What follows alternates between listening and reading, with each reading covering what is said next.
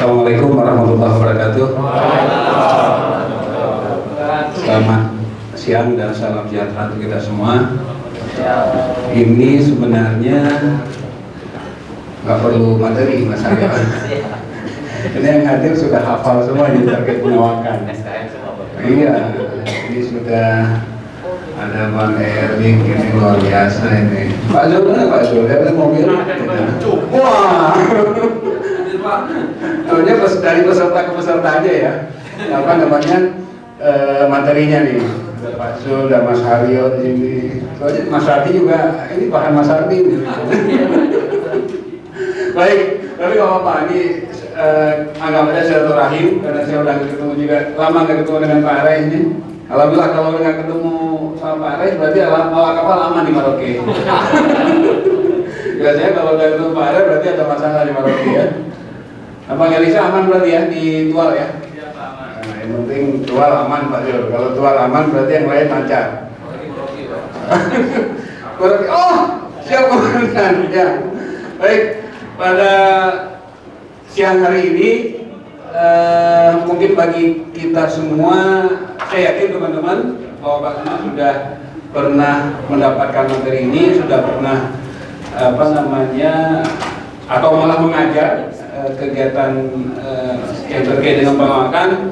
Anggap saja ini adalah bagian dari pengulangan ya, pengulangan supaya siapa tahu dengan pengulangan kita bertambah, saya sendiri juga nanti akan bertambah memahami terkait dengan pengawakan.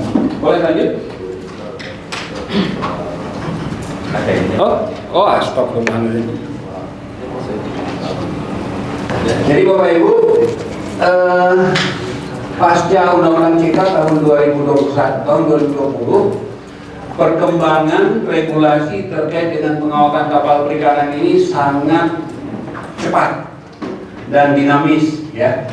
Saya tidak ingin membaca satu persatu dari nomor satu, tetapi nomor satu yang muaranya adalah di nomor 1, kemudian di nomor 4 ya, nomor 4, kemudian nomor 6 dan langsung ke nomor 10. Jadi nomor 10 adalah rangkuman dari yang di atas-atasnya. Jadi ada 4 substansi di dalam Peraturan Menteri Nomor 33 Tahun 2021. Salah satunya terkait dengan pengawakan kapal perikanan ya. Di ujung aja itu, serta tata kelola pengawakan kapal perikanan. Jadi ini yang menurut saya gitu ya, menurut saya yang memberikan tugas besar kepada kita di KKP untuk bagaimana kita mengimplementasikan. Salah satunya adalah terkait dengan sertifikasi awak kapal perikanan. Tadi sebelum di sini saya lagi rapat dengan teman-teman komite pengesahan program diklat awak kapal perikanan dan Dewan Penguji Keahlian Awak Kapal Perikanan. Jadi kalau Pak Iswadi dulu dapat angka PIN, ujiannya di DPKP bidang perikanan ya, Dewan Penguji Keahlian Perikanan. Mudah-mudahan tahun depan Dewan Penguji yang dibentuk oleh Pak Dirjen Perikanan Tangkap itu sudah dapat bisa menguji siswa atau peserta diklat untuk ujian keahlian. Nah, jadi kalau selama ini ada di Kementerian Perhubungan, mudah-mudahan tahun 2021 kita sudah bisa melaksanakan sendiri. Insya Allah terkait dengan sertifikasi untuk COC ya, Certificate of Competency, ini juga menjadi yang terkait dengan kelaikan kapal perikanan adalah di lembar belakang sertifikat. Di lembar belakang sertifikat kelaikan itu ada aturan terkait dengan pengawakan. Kapal ukuran berapa GP harus diawaki oleh jabatan apa saja, kemudian di jabatan itu harus memiliki sertifikat apa. Nah, kira-kira yang relevan ya, yang relevan dengan kegiatan pengawakan terkait dengan kelaikan ini adalah itu. Tetapi kita coba review semuanya nanti. Baik, selanjutnya adalah ini pengantar umum dari kegiatan pengawakan. Jadi secara internasional ada 4 regulasi konvensi yang tidak bisa kita lepaskan. Pertama terkait dengan STJWF 1995, kita sudah ratifikasi dengan Perpres 18 tahun 2019, dan sekarang sudah berlaku di Indonesia, berlaku sejak 27 Februari 2020. Sudah berlaku sejak 27 Februari 2020. Jadi alhamdulillah perangkat hukumnya kita sudah ada di PP 27 dan Permen 33 tahun 2021. Kemudian ada ILO Convention STCF ini tentang apa? Tentang standarisasi, pelatihan, sertifikasi, dan dinas jaga bagi awak kapal perikanan.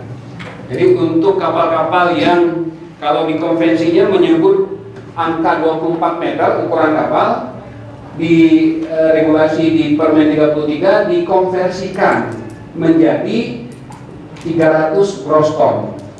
Ada pertanyaan, pasti ada pertanyaan nanti di lapangan, Indonesia kok sudah ratifikasi konvensi, ketentuan ukuran kapal yang menentukan jabatan, menentukan sertifikasi dan standar pelatihan kok pakai gross ton? Nah nanti pasti dari teman-teman perhubungan pasti ada pertanyaan itu, karena Bapak Ibu terutama sah bandar pasti terkait dengan itu di lapangan. Nah jawabnya gampang, jawabnya adalah ada konvensi Captain Agreement tahun 2012 yang mengatur terkait dengan konversi ukuran kapal. Jadi di sana ukuran kapal 24 meter adalah ekuivalen dengan 300 gross ton. Kemudian yang 45 meter ekuivalen dengan 900 gross ton. Tidak hanya di CPA 2012 yang menentukan konversi ukuran kapal, juga ada di konvensi ILO 188. Jadi CPA 2012 ini konvensi IMO yang terkait dengan konstruksi dan keselamatan kapal ikan. Kalau di kapal niaga namanya SOLAS kalau tidak salah ya, SOLAS. Kalau di kapal perikanan adalah Captain Agreement. Sayangnya kita secara resmi belum ratifikasi ini, belum ratifikasi, tetapi seingat saya, Mas Aryo mungkin nanti pada sesi diskusi bisa share informasi, karena dulu Mas Aryo yang PIC di dalam penyusunan regulasi kapal, bahwa ketentuan umum yang ada di 188 ini sudah kita adopsi di dalam Permen 33 yang di bagian perkapalannya ya. Permen 33 syarat untuk kesejahteraan awak kapal di atas 300 apa saja, kemudian sampai dengan 300 apa saja gitu. Jadi substansinya sudah. Jadi walaupun kita belum ratifikasi, tapi regulasi nasionalnya sudah disiapkan. Itu Pak Jajang. Sorry Pak Jajang. Nah, jadi lebih rapi, jadi nggak kelihatan Pak Jajang. Oke. Kemudian yang ketiga adalah PSMB. Saya tidak ingin menjelaskan PSMB. Nanti kalau Bapak Ibu yang ingin tahu tentang PSMB ada Pak Zul yang akan menelitinya. Mungkin ada materi juga tentang PSMB Pak Zul nanti ya. Jadi alhamdulillah walaupun kita hanya baru 2016 Pak Zul ya PSMB ya. Kepres tahun 2016 ya, 2016, kemudian STJW sudah kita ratifikasi, dua lagi walaupun belum kita ratifikasi, CTA saya sudah cerita tadi, kemudian ILO 188 malah dengan Permen 42 dulu tahun 2016 itu kita sudah ya, kalau teman-teman ILO Jakarta pernah membuat gap analisis, ya kita sedikit lagi lah. Nah menurut saya malah dengan Permen 33 beberapa hal yang di Permen 42 yang kira-kira belum mendekati sudah kita sesuaikan untuk bagaimana kita menyesuaikan aturan terkait dengan perjanjian kerja laut, jaminan sosial, kemudian persyaratan pekerja sudah mengarah kepada konvensi ILO 188. Oke, kemudian nah ini terkait dengan konvensi STCWF berlaku untuk kapal di atas 24 meter. Yang di konvensinya sendiri masih 24 meter, tapi di Permen 33 sudah kita buat konversinya gitu ya. Nah untuk kapal-kapal kompetensi kemudian standar pelatihan untuk yang di atas 300 itu harus mengacu kepada chapter ya Mas Adi ya istilahnya ya, chapter di dalam konvensi STCWF. Tetapi kalau yang di bawah itu bisa ditentukan sendiri berdasarkan regulasi nasional, walaupun standarnya tidak bisa jauh-jauh sekali, harus mendekati, supaya kan ada sistemnya. Kalau di pendidikan dan pelatihan awak kapal perikanan itu ada penjenjangan ya, tidak penjenjangan. Tapi kalau bapak-bapak yang di sini yang punya angkapin rata-rata mungkin pembentukan semua dari sekolah gitu ya, bukan dari umum. Nah, kalau dari sekolah kan langsung bisa dapat angkapin 1, walaupun mungkin seperti Pak Zulfikar, beliau punya angkapin 2 karena beliau lulusan SMK SUPM, juga ada angkapin 1 karena beliau lulusan dari SMP Jakarta. Tapi kalau misalnya yang bukan lulusan SPM kan langsung dapat angkapin 1, nggak pernah dapat angkapin 2 gitu ya. Nah, jadi leveling ini, tapi itu urusannya teman-teman di klub, walaupun kita di DJPT juga bersama-sama untuk menyusun. Ada salah satu standar di 2 ya, standar kompetensi lulusan, dan isi itu ada pertimbangan dari Dirjen Perikanan Tangkap. Oke, lanjut. Ini isu terkait dengan pengawasan kapal perikanan dalam dan luar negeri. Ini perlu kami isi di sini karena untuk refreshing saja, terutama bagi Bapak Ibu yang belum atau bukan berlatar belakang pesawat darat. Jadi kalau teman-teman pesawat darat sudah, saya pikir sudah tahu. Jadi ada perjanjian kerja laut ya. Nanti di belakang akan kita detailkan. Kemudian terkait dengan jaminan sosial atau asuransi, kemudian tata kelola penempatan dan perekrutan ABK Indonesia yang luar negeri, kemudian sertifikasi kompetensi ya, yang tadi terkait dengan STCWF dan regulasi nasional, kemudian penanganan pengaduan ABK di Jakarta. Kebetulan ini Pak Zul, kemudian Mas Ardi dan Mas Haryo, ini yang kalau masalah penanganan pengaduan Bapak bertiga ini bisa ditanyakan nanti, karena selama ini beliau yang menangani. Kalau Mas Haryo sampai saat ini masih menangani gitu ya. Jadi tidak perlu saya jelaskan lebih detail. Nanti sambil mungkin nanya ke Pak Zul, Pak Haryo dan Pak Sardi.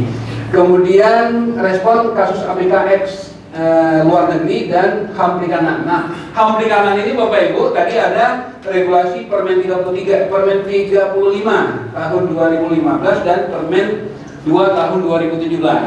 Ini beberapa hal memang harus ada penyesuaian. Mudah-mudahan HAM perikanan ini tetap hidup karena ini adalah bagian dari kampanye dan bagaimana kita bisa meyakinkan stakeholder kita bahwa tata kelola pengawasan kapal perikanan dari aspek kondisi kerja itu sudah ada pemenuhannya. Gitu. Oke, saya lanjut di apa saja tata kelola pengawasan kapal perikanan yang diatur di Permen 33. Jadi ada persyaratan bekerja, kualifikasi jabatan dan kompetensi, sertifikatnya itu sendiri, diklatnya, bimbingan teknisnya. Nah, bimbingan teknis bagi teman-teman yang di pelabuhan yang sudah menjadi pengajar di SKN ya, Pak Amar ya. Kemudian Pak Yohan masih lanjut ya. Mungkin sebelum sini masih SKN ya, Pak ya. Malah saya dan Pak Jo belum ngajar SKN nih sekalipun ya, Pak Jo ya. Teman-teman sudah kemana-mana, Pak Jo kita belum pernah ngajar nih. Jadi di Permen 33 Bapak Ibu, untuk mendapatkan sertifikat awak kapal perikanan ada 2 jalur sekarang.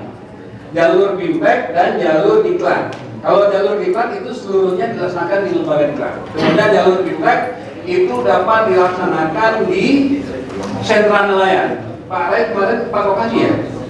Pak dengan Pak Santo ya? 4 ya? 5 malah ya? 5 lokasi itu berapa hari? 7? 11 hari, ya, luar biasa. Jadi keliling Papua. Terima kasih Pak Santo ya, luar biasa. Nah, jadi kita bisa melaksanakan di sentra nelayan sehingga lebih efisien, lebih murah dan masif. Jadi sasaran kita bisa lebih banyak. Kemudian pengujian dulu ya, pengujian yang selama ini dilakukan oleh DPKP nanti akan oleh DPKAKP.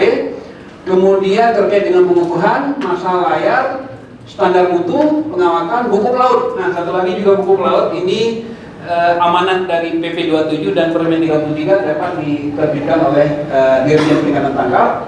Kemudian perjanjian kerja laut ini hal lama. Penyijilan ya, penyijilan kalau selama ini aturannya penyijilannya adalah hanya untuk buku pelaut merah yang bisa dilakukan oleh Syah Bandar berupa perikanan. Nah, dengan Permen 33 untuk yang hijau atau biru dan merah juga bisa dilakukan seluruhnya. Kemudian jaminan sosial dan santunan bagi awak kapal perikanan. Ada 14 hal ini yang disusun di dalam yang diatur di dalam Permen 33 dan memang sebagian besar sudah running ya, sebagian besar sudah running. Beberapa lagi yang harus menyimpan dan menyiapkan energi supaya mudah-mudahan sih 2023 bisa running semuanya. Nah, ini standar mutu pengawasan kapal perikanan. Standar mutunya, pendidikan dan pelatihannya ini ditetapkan oleh Kepala Badan. Ada 18 standar mutu untuk pendidikan dan pelatihan ya. Dari Ankapin 1 sampai 3, Ankapin 1 sampai 3, kemudian visi master, kemudian rating yang di dalam negeri, rating luar negeri, kemudian BSDF 1, BSDF 2, kemudian 8 lagi yang untuk kayak SKN, SKN Nautika, SKN Teknika, keterampilan penanganan ikan, operasional penangkapan ikan, BSDF 1, 2 begitu ya, kemudian refrigerasi dan perawatan mesin kapal perikanan. Jadi ini untuk standar diklatnya. Kemudian ada standar yang BIMTEK. BIMTEK itu hanya 8 yang ditetapkan oleh Pak Dirjen. Alhamdulillah saat ini sudah ada 3 yang sudah jadi, kemudian 3 lagi yang sedang proses untuk penetapan standar mutunya. Kemudian pengujian kompetensi dari Dirjen PT ini SMM-nya sudah selesai kemarin terakhir di Surabaya dengan teman-teman dari SMKP. Standar mutu, standar manajemen mutu untuk pengujian. Kemudian penerbitan sertifikat ini sudah running, kita sudah uji coba kemarin pakai aplikasi AKAPI untuk yang SKM. Mudah-mudahan awal tahun 2021 nanti kita bisa running untuk yang sertifikat keahlian ya. Kemudian pengukuhan juga oleh Pak Dirjen PT nanti, kemudian revalidasi itu akan keputusan Dirjen PT. Revalidasi sertifikat ya, yang misalnya sudah 5 tahun sudah tidak naik kapal gitu ya. Nah, bagi teman-teman Syah Bandaran itu juga harus lihat nanti kalau sudah 5 tahun nggak naik kapal berarti harus revalidasi yang bersangkutan. Baik, nah ini pasal 100 di Permen 33 persyaratan menjadi awak kapal perikanan harus berumur paling sedikit 18 tahun, ada buku pelaut, memiliki kompetensi. Kompetensi itu artinya dibuktikan dengan sertifikat ya. Dengan sertifikat sesuai dengan jabatan. Nanti ada ada rangkumannya, sertifikat apa saja, ukuran kapal berapa saja, dan untuk pengukuhannya itu juga seperti apa. Kemudian sehat jasmani dan rohani, terdaftar sebagai peserta jaminan sosial, memiliki PKL, kemudian dilakukan sijil oleh Syah Bandar di Pelabuhan Perikanan. Awal bulan November tempoh hari, bagi Bapak Ibu yang di Syah Bandaran, untuk persyaratan ini ada yang belum harus dipenuhi saat ini. Misalnya nanti ketika menerbitkan sertifikat kelaikan atau mereview SPB, kalau belum dicantumkan sertifikat masih ada masa transisi. Jadi transisi sampai dengan 31 Desember 2022. Jadi kalau nanti misalnya kapal di atas 100, nahkodanya hanya punya SKK, ya mungkin masih bisa. Tetapi nanti kalau misalnya sudah di 1 Januari 2022, kapal di atas 100 GT, minimal itu Ankapin 3 ya? Minimal Ankapin 3 ya? Nah, minimal Ankapin 3 untuk kapal di atas 100, Ankapin 2, Ankapin 2, bukan 3. Untuk nahkodanya 2023 Pak? 2024. 1 Januari 2024, karena batas pemenuhannya itu di 31 Desember 2023. Jadi setelah 31 Desember kan 1 Januari ya. Nah, 1 Januari 2024 itu kapal di atas 300 nahkodanya harus punya Ankapin 1. Kemudian Mualim 1, Mualim 2, Ankapin 2. Kemudian kapal di atas 100 sampai 300 nahkodanya Ankapin 2.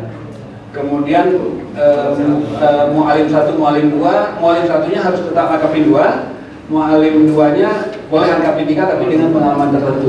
Nah, jadi itu nanti berlaku di 1 Januari 2023, gitu ya.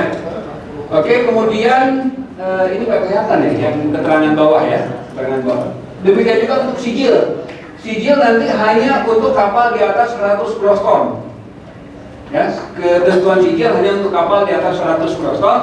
Kalau yang selain itu seperti apa? Cukup dengan blue list, ya, cukup dengan blue list.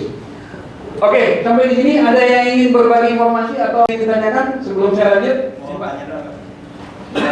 Oke. Terkait syarat adjustment dan lainnya harus menunggu di 31 Desember 2023. Iya, ketentuan normalnya nanti di 1 Januari 2024. 1 Januari 2024. Jadi kalau pertanyaan ini agak-agak ini sih, agak-agak apa namanya? Rancu gitu ya, agak-agak rancu. Berarti kalau sekarang nggak sehat boleh dong. Kalau dibalik sedikit kan begitu kan? Nah, yang di 1 Januarinya adalah harus ada surat keterangan sehatnya yang di tahun 2024 nanti. Tapi kalau yang sekarang ya kelihatannya nggak batuk, kelihatannya nggak sesak nafas, kelihatannya sehat gitu ya, silakan. Tanpa harus dibekali dengan surat keterangan sehat.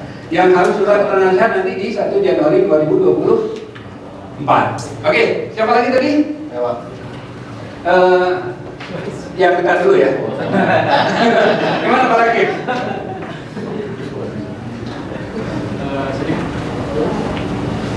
Ini sedikit Pak terkait penjijilan.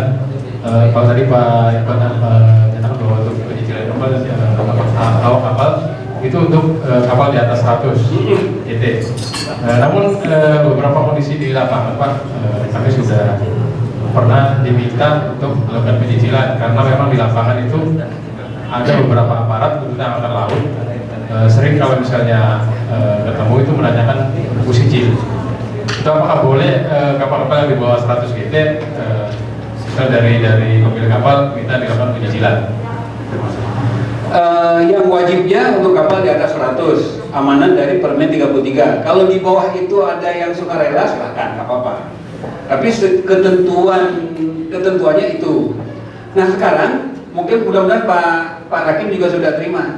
Berkenan nanti surat edaran yang tempo hari sudah terbit, saya kirim Pak Jul kemarin, mudah-mudahan teman-teman sahabatnya sudah terima. Kalau bisa itu di print, copy, ditempel di kapal, supaya teman-teman pemilik kapal ini kalau ada aparat penegak hukum yang meminta mana PKL, mana buku pelaut, mana surat keterangan sehat itu ini.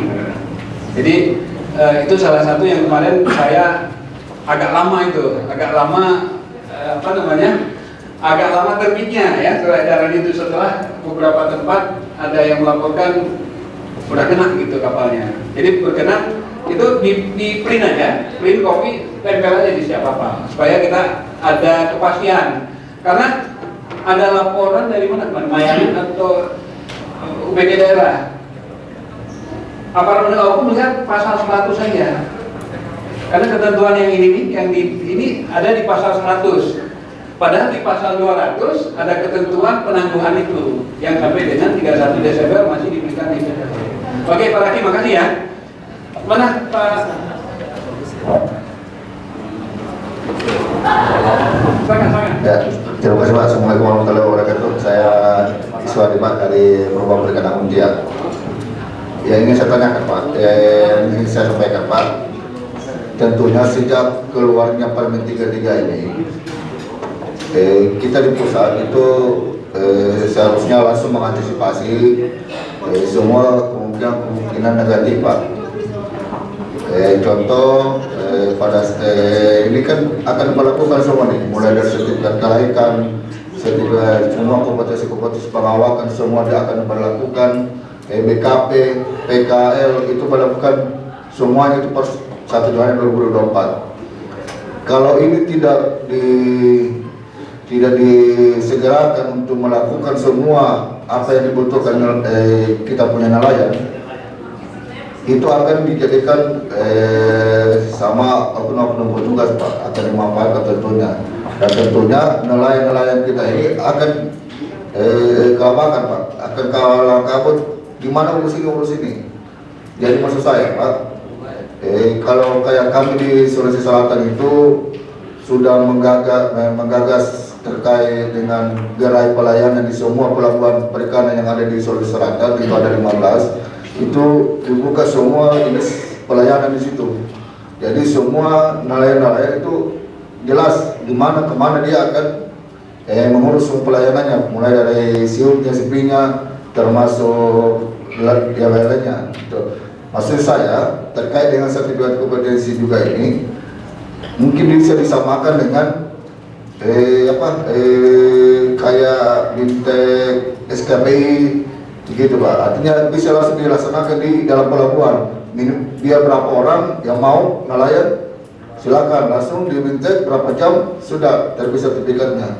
Jadi prosesnya dipercepat begitu Pak, jangan dibuat lama-lama begitu. Harus menunggu anggaran, harus menunggu kumpul berapa orang baru dilaksanakan kegiatannya. Nah, itu yang akan biasa ribut Pak. Karena pengalaman kami yaitu di kelaikan yang pertama itu ya, artinya Makassar yang pertama ribut Pak, yang begitu terkait dengan semua aturan di Permen 33 itu Pak. Saya kira itu Pak. Terima kasih Pak. Oke, terima kasih Pak Iswadi saran masukannya. Mudah-mudahan dengan ditetapkannya sekarang sudah 30 ya, 30 UPT kita, baik UPT dan Pelabuhan Perintis SKPT sudah bisa melaksanakan BIMTEK untuk 8 jenis. Sekarang yang sudah running 3, nanti mudah-mudahan di awal tahun nanti bisa 2-3 lagi untuk Nautika Teknika dan BSDF 2. Itu pelayanan bisa langsung Pak, pelayanan bisa langsung pun untuk penerbitan sertifikat. Kalau teman-teman cepat di dalam memasukkan menginput data, itu bisa langsung dicetak. Kalaupun nanti terutama yang teman-teman di SKPT kan harus tanda tangannya masih di Pelabuhan Pembina ya. Pelabuhan Pembina sudah kita sediakan juga melalui proses spesimen tanda tangan. Jadi kalau misalnya Pelabuhan Pembina sudah oke cetak, dari teman-teman di Pelabuhan di Pelabuhan Perintis SKPT juga sudah bisa mencetak. Oke, kita lanjut ya. Sudah ada atau dari ibu-ibu ada yang ingin ditanyakan atau ingin berbagi informasi? Cukup berarti selesai dong. Oke, baik. Ibu-ibu dari mana nih? Saya dari Sumeneb Pak. Dengan lihat? Oh, Karangan tuh. Oke, baik. Makasih. Baik, kita lanjut buku mulut perikanan. Ini PR kami di pengawakan di KAPI. Mudah-mudahan tahun ini bisa terbit 1000 ya, bisa terbit 1000 anggaran yang ada 1000 buku pelaut. Apakah nanti merah semua atau biru semua? Ini sudah ada anggaran tahun ini uji coba untuk 1000 dulu. Tapi sebelum saya lanjut, Pak Hakim, untuk yang sijil sekarang ini yang Bapak sampaikan tadi itu buku sijilnya masih buku sijil yang dari perhubungan ya? Masih. Oh, oke. Dulu Pak Jul kita ini ada format sijil nggak ya? Ada ya? Format buku sijil ya? Oke. Berarti tugas Mas Aryo belum tuntas. Buku sijil nanti. Nah, Bapak Ibu di tanggal 15 September nanti 14 atau 15 kami rencana mau mengundang seluruh UPT ya, seluruh UPT yang ada standarnya pusat dan daerah, kemudian Kepala Dinas Perikanan Provinsi. Tadi arahan Pak Direktur akan dinaikkan, ini Pak Dirjen nanti yang membuka dan memberikan arahan. Salah satunya kita akan sosialisasikan terkait buku pelaut ini. Selain evaluasi PKL, kemudian jaminan sosial, buku pelaut ini juga, karena amanah di dalam permen buku pelaut ini juga dapat diterbitkan oleh kepala pelabuhan. Jadi tidak hanya pusat Pak Dirjen atau Pak Direktur. Nah, selain yang buku pelaut secara fisik, arahan Pak Dirjen tempoh hari, buku pelaut ini juga bisa seperti EBKP. Jadi seperti EBKP, Mas Iwan yang bikin aplikasi sudah juga membuat aplikasi untuk mencatat masa layar bagi pelaut atau bagi pemegang buku pelaut yang elektronik. Nah, ini mudah-mudahan kalau misalnya surat edaran atau keputusan dirjen sudah ditetapkan, itu sudah bisa berlaku. Artinya tidak harus memegang buku pelaut, tidak harus memegang fisik gitu ya. Karena kepikiran juga kalau misalnya kita cetak puluhan ribu gitu, sedangkan anggaran kita terbatas, kita kombinasi dengan buku pelaut secara elektronik. Tantangan kita memang tugas dari Bapak Ibu di Kesah Bandara nanti untuk menginput masa layar dari teman-teman awak kapal ini, baik sign in maupun sign off-nya begitu. Tapi aplikasinya sudah kita siapkan. Jadi selain aplikasi untuk berbicara secara elektronik, aplikasi untuk sign in, sign off-nya juga sudah kita siapkan. Nah, buku pelaut tadi ada dua, Pak. Yang wajib buku pelaut hanya untuk kapal di atas 30 broston. Untuk awak kapal yang bekerja di kapal di atas 30 broston. Di atas 30 sampai dengan 300 itu untuk merah, kemudian di atas 300 untuk buku pelaut warna biru. Ada pertanyaan begini, Pak, jadi nanti yang kerja di atas kapal 5 sampai dengan 30 nggak ada buku pelautnya dong, gitu kan? Memang mau diwajibkan juga? Cukup ya udah yang di atas 30 aja dulu. Jadi yang tidak ada nantilah kalau sudah di atas 30 jalan baru kita coba lihat yang di atas 5. Karena kalau di atas 5 juga kita mewajibkan, tentu PR-nya berat sekali karena kan dominan kapal kita kan di atas 5 sampai dengan 30. Persyaratan untuk mendapatkan buku pelaut itu sama seperti yang sama ini di perhubungan, ditambah dengan BSDF 1 atau BSD 2 atau SKN Nautika dan SKN Teknika nanti. SKK bisa, kemudian BSD bisa, BSD KLM bisa. Oke, lanjut ya. Ini masa layar. Nah, masa layar nanti bisa di buku sijil atau bisa di buku pelaut untuk mendapatkan keterangan masa layar dari awak kapal perikanan.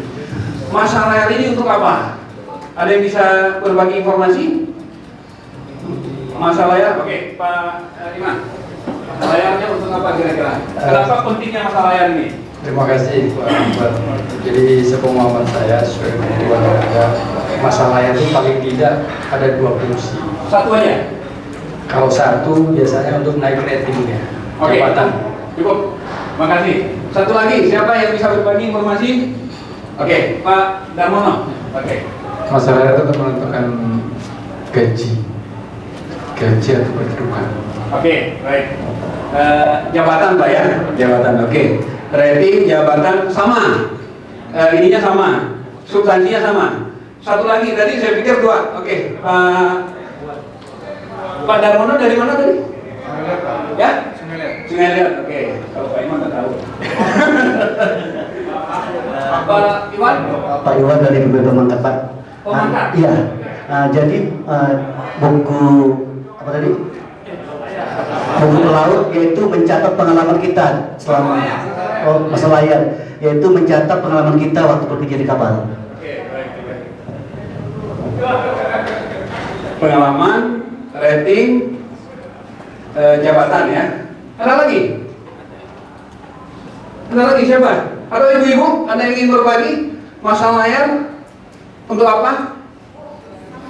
Sama ya? Oh, berarti jawaban ikut bapak-bapak berarti ya? Wah, ini luar biasa ini. Isi solehah. Benar gitu ya, benar. Ada yang ingin berbagi? Pak Budi? Oke. Peningkatan kompetensi untuk Nah, beliau cerdas sekali ini, udah dari sana kok. Oke ya, baik. Pak Budi dari mana Pak? Ke PPS ya? Oke, baik. Oh, pasukannya Bang Erik ya. Oke ya, jadi buku layar ini kalau substansinya itu adalah untuk mengikuti jenjang pendidikan. Jadi jenjang pendidikan tertentu, misalnya dia mau naik dari Angkapin 1 ke Angkapin 2, itu harus memenuhi masalah tertentu. Misal di Permen 33, seseorang untuk dikukuhkan menjadi visi master. Jadi di Permen 33 itu ada jabatan baru visi master, yang selama ini mungkin jabatan itu ada, tetapi tidak diformalkan. Nah, di Permen 33 ada jabatan visi master, itu harus punya pengalaman 5 tahun. Masalahnya 5 tahun baru boleh seseorang dikukuhkan menjadi visi master gitu. Oke, kita lanjut ya.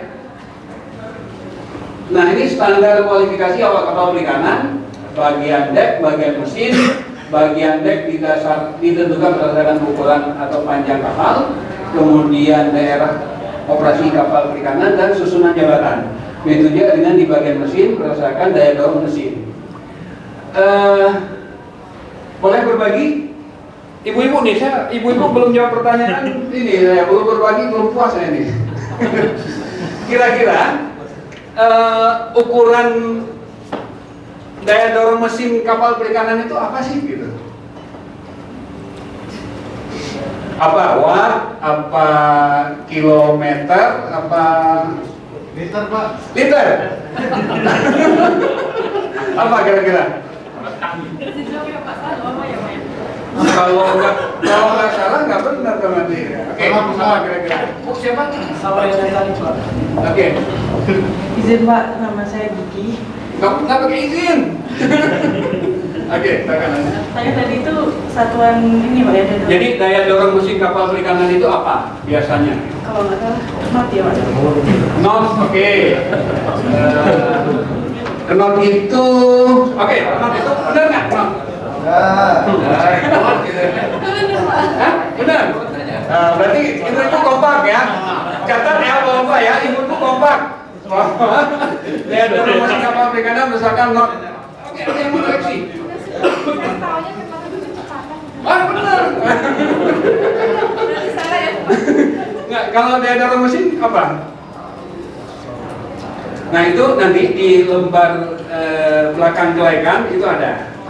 Jadi lembar kelekan pengawakan itu ada satuan yang digunakan untuk menentukan jenis sertifikat. Ya. Jadi daya dorong mesin kapal perikanan itu pakai kilowatt atau HP horsepower.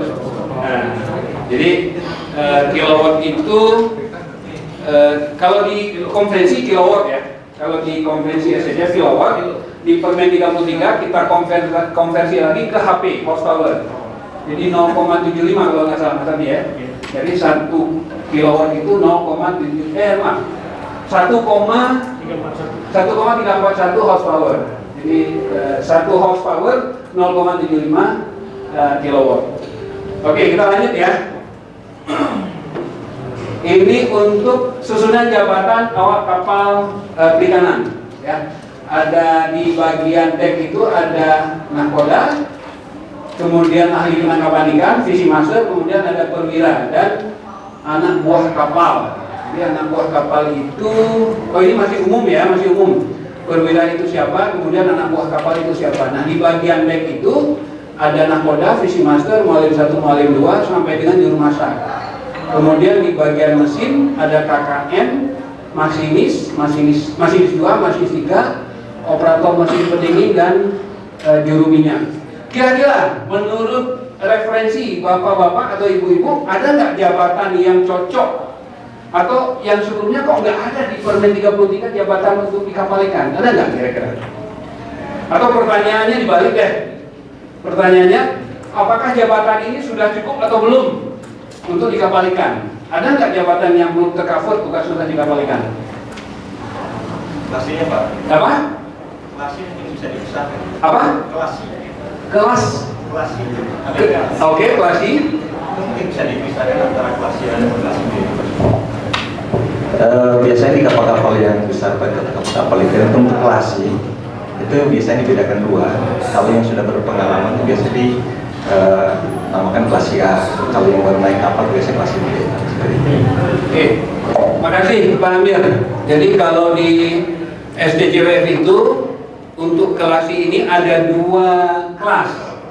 Mudah-mudahan nanti kalau SDCWF-nya sudah di amandemen, nanti yang Pak Amir sebutkan tadi itu yang kelas A itu namanya senior deckhand. Senior deckhand, kalau yang kelas C saja nanti deckhand saja. Biasanya yang sudah berpengalaman itu ya kelas A gitu ya. Oke, makasih Pak Amir. Oke, kita lanjut ya Bapak Ibu ya untuk jabatan. Kemudian susunan jabatan awak kapal berdasarkan ukuran kapal. Jadi kalau untuk bagian dek berdasarkan ukuran gross tonnase kapal, kemudian untuk bagian mesin berdasarkan daya dorong mesin kapal perikanan. Jadi kalau untuk deck itu susunannya di 100 di atas 300 ada nakoda, ahli penangkapan ikan, mualim 1, mualim 2, kemudian perwira quality control, operator radio, dan ABK. ABK itu termasuk klasi tadi ya, klasi, kemudian juru minyak, juru masak gitu ya, ABK juru masak, serang, klasi di sana gitu. Kemudian untuk di atas 100 sampai kurang dari 300 dan berikutnya. Kemudian untuk yang bagian mesin juga demikian.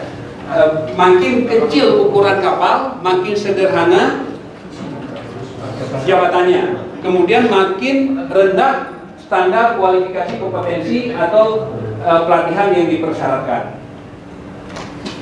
Oke, sertifikat awak kapal perikanan ini ada 16 ya, 16 jenis sertifikat. Semuanya ini diterbitkan oleh Dirjen Perikanan Tangkap. Semuanya diterbitkan oleh Dirjen Perikanan Tangkap. Ada nggak sertifikat yang boleh diterbitkan oleh bukan dirjen? Ada Pak Erik ya? Oke, silakan berbagi Pak Erik. SKN itu salah satunya bisa diterbitkan oleh kepala pelabuhan selain dirjen. Artinya seperti itu. Kalau hukum pelaut juga kalau bisa mungkin tidak usah dirjen lagi, lebih ke kepala pelabuhan, lebih efisien ketimbang harus di darat termasuk kelaikan juga semuanya. Cuma yang jadi ini nanti di surat ukur. Surat ukur mungkin memang harus dipusat karena dia bentuknya ada yang permanen. Cuma yang sementara belum ada regulasinya. Baik, nanti untuk surat ukur Pak Sardi ya, bisa respon ya untuk surat ukur. Saya khawatir salah dan yakin salah saya, karena belum baca regulasinya. Jadi untuk sertifikat awak kapal perikanan, Bapak Ibu, seluruh sertifikat keahlian itu harus dirjen yang sertifikat. Jadi ANKAPIN 1 sampai 3, kemudian ADKAPIN 1 sampai 3, kemudian fishing master ya, ahli penangkapan ikan dan trading, itu masuk kategori keahlian, itu semua harus dirjen dan sertifikat. Jadi kalau nanti Bapak Ibu petugas kelaikan kapal perikanan atau usaha bandaran menemukan sertifikat ANKAPIN misalnya versi KKP diterbitkan oleh kepala lembaga diklat, dapat dipastikan itu palsu, dapat dipastikan itu aspal gitu ya, mungkin asli tapi palsu gitu. Kemudian yang bisa diterbitkan oleh selain dirjen adalah yang Pak Erik sampaikan tadi untuk jenis sertifikat keterampilan, dan itu pun hanya dibatasi untuk kegiatan diklat atau BIMTEK yang dilaksanakan oleh UPT KKP, UPT Pelabuhan, kemudian UPT BRSDMKP. Untuk keterampilan itu semuanya bisa diterbitkan oleh kepala lembaga. Jadi kalau istilah diklat atau BIMTEK-nya, sertifikat keterampilan dapat diterbitkan oleh lembaga penyelenggara BIMTEK atau lembaga penyelenggara pelatihan yang UPT-nya adalah UPT KKP.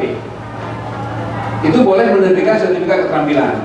Ya, sertifikat keterampilan itu yang seperti yang saya sebutkan tadi, yang sebelah kanan ini. BST 1, BST 2, operasional penangkapan ikan, sampai dengan SKN, ada SKN, ada 3 kan, SKN, Nautika dan Teknika. Ada pertanyaan, apakah nanti ketika Bapak Ibu mereview atau mengecek persyaratan sertifikat kelaikan, bagaimana kalau sertifikat itu diterbitkan oleh Direktur Perhubungan Laut? Misalnya per 30 Agustus tahun 2022 itu masih ada awak kapal kita yang membawa sertifikat yang diterbitkan oleh Dirjen Perhubungan Laut. Ada nggak? Ada? Oke, silakan berbagi Bang Elisa. Terima kasih Pak. Menurut kami sesuai dengan transisi yang ada, ini sertifikat ANKAP kompetensi baik ke 1, 2, dan 3 ini rata-rata kondisi di lapangan kan kebanyakan ANKAP 3 sama 2 Pak. Sehingga untuk transisi yang diatur ke depan untuk ANKAP perlu ada upgrading, semacam upgrading atau yang sudah ada 3 bisa dengan masa layar nakoda atau wakil nakoda bisa langsung dinaikkan ke 2 begitu Pak, sehingga dalam standar persyaratan GT kapal itu dapat memenuhi kelayak lautan sesuai dengan persyaratan. Oke, baik, terima kasih Bang Elisa. Benar, Bapak Ibu semuanya, baik di Kesah Bandaran maupun di nanti petugas kelaikan, dalam kapasitas sebagai petugas kelaikan, sertifikat apapun yang bukan apapunnya dalam tanda kutip ya, sertifikat keterampilan atau keahlian awak kapal perikanan yang diterbitkan oleh Perhubungan Laut sampai dengan 31 Desember 2022 ya, 31 Desember 2022 itu masih berlaku. Mau angkapin, mau atkapin, mau BST atau BST KLM itu masih berlaku sepanjang diterbitkannya adalah sampai dengan 31 Desember 2022. Penyetaraannya ada juga, atau SKN juga. Jadi ada SKK ya. SKK juga demikian. Jadi SKK 60 atau SKK 30 nanti setara dengan yang bagian dek itu setara dengan SKN Nautika. Jadi kalau nanti di tahun 2022 ada awak kapal yang mengajukan SKK di dalam persyaratan sertifikat awak kapal perikanan itu tetap berlaku, tapi terbitnya adalah sampai dengan 31 Desember 2022. Setara baik 30 maupun 60 mil bagian dek nanti setara dengan SKK SKN Nautika, SKN bidang Nautika. Kalau yang 30 atau 60 bagian mesin itu setara dengan SKN Teknika. Kalau BST KLM setara dengan BSTF 1. BSTF 2. BSTF 2 ya, BST KLM yang pelatihannya 3 hari itu setara dengan BSTF 2. Kemudian yang BST biasa yang pelatihannya 7 sampai 8 hari itu setara dengan BSTF 1. Dengan catatan terbitnya sampai dengan 31 Desember 2022. Bagaimana kalau terbit 1 Januari atau 30 Januari 2022? Maaf, 2023. Gimana Pak Jil? Diakui nggak nanti? Ya? Enggak ya? Ya, jadi harus komitmen ya.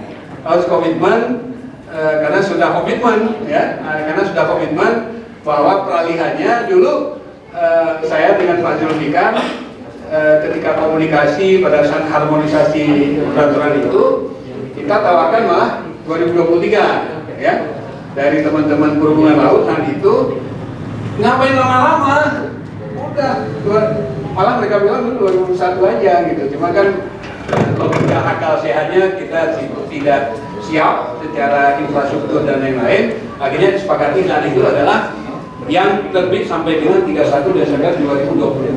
Jadi kalau nanti yang terbit 2023 ya kita harus komit dengan PP 27 dan Permen 33 tahun 2021. Saya lanjut, benar sampai jam 4 ya? Nah, oke. Kalau begitu saya lanjut ya.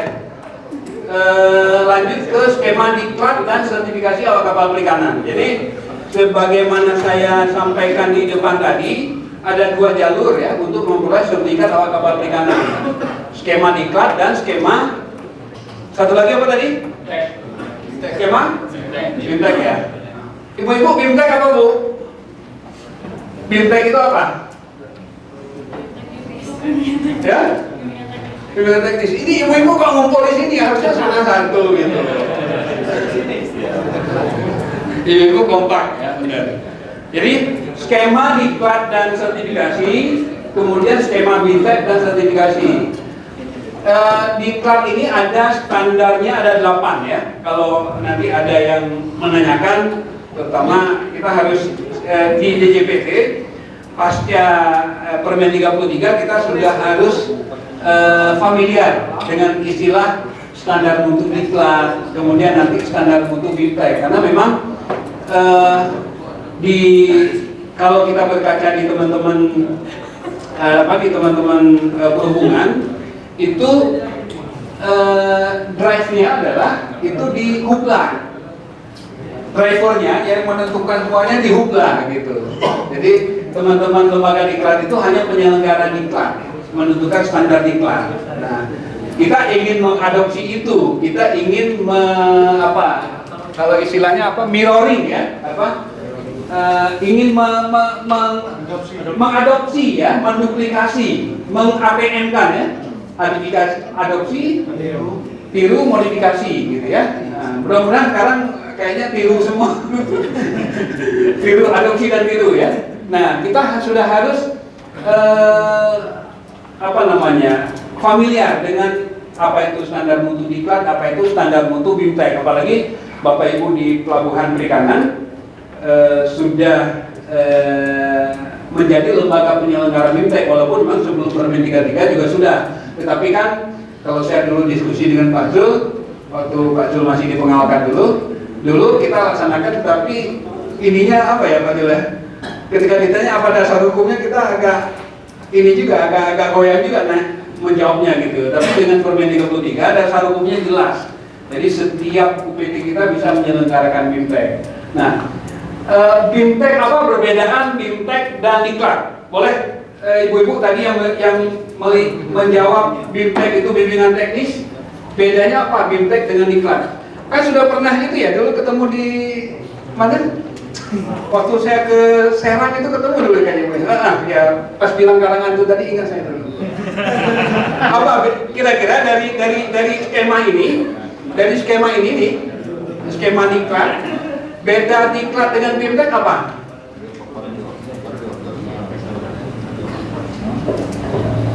Oke, silakan pakai ini biar pojok sana kedengaran. Apa beda BIMTEK dengan diklat? Kalau diklat itu kayak ada hubungan, kalau enggak ini nggak sih? Iya. Ya, hubungan masuk. Keahlian gitu. Kalau diklat. Keahlian ya? Iya. Cukup satu ya? Oke, baik. Ya, betul. Makasih Bu. Jadi, Bu siapa Mas? Ervin, ya Bu Ervin. Jadi diklat itu setting by regulasi memang lebih kompleks dibandingkan dengan BIMTEK. Dari standar mutu saja BIMTEK itu ada, diklat itu ada 8. Ada 8 standar pendidikan dan pelatihan. Dan itu rujukannya adalah peraturan pemerintah, saya lupa nomornya, tentang sistem pendidikan dan pelatihan nasional. Jadi ada 8 standar mutu diklat. Jadi kalau kita main ke Dignas, yaitu 8 standar mutu itu yang diacu untuk standar pendidikan dan pelatihan. Nah, kalau BIMTEK itu hanya 5. BIMTEK itu hanya 5. Kalau pelatihan pelatihan itu sampai 8. Pelatihan itu lebih misalnya seorang lulusan SMP atau SMA dia ingin kerja di kapal ikan, ya. Kira-kira lebih cocoknya dia kita arahkan ke BIMTEK atau ke diklat? Pak Malton? BIMTEK ya? Alasannya Pak? Karena tidak perlu pengukuhan Pak, dan di BIMTEK sertifikat bisa langsung terbit. Oke, makasih Pak Malton. Pak Rudi, ada ingin menambahkan pendapat dari Pak Malton? Ada anak usia tamatan SMA atau SMP, dia mau kerja di kapal ikan, kita arahkan ke BIMTEK atau kita arahkan ke pelatihan? Ya, kalau menurut saya dua-dua bisa. Artinya kalau kita mengharapkan lebih maksimal di luar daripada BIMTEK, bisa dilakukan juga pelatihan. Oke, baik, terima kasih. Pak Iswadi, kira-kira gimana? Kalau ada anak putus sekolah di Untia mau kerja di kapal ikan, sertifikat belum ada sama sekali, kita arahkan ikut BIMTEK atau ikut diklat? Dulu Pak, putus sekolah itu umur berapa Pak? Kembali lagi Oh ini deh, bukan putus sekolah, putus kuliah. Nah, putus kuliah sudah masih di atas 18. Nggak jauh umur, putus kuliah aja. Waktu kuliah jurusan apa dulu, Pak?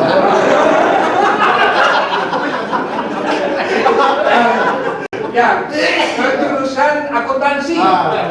Akuntansinya akuntansi publik kan?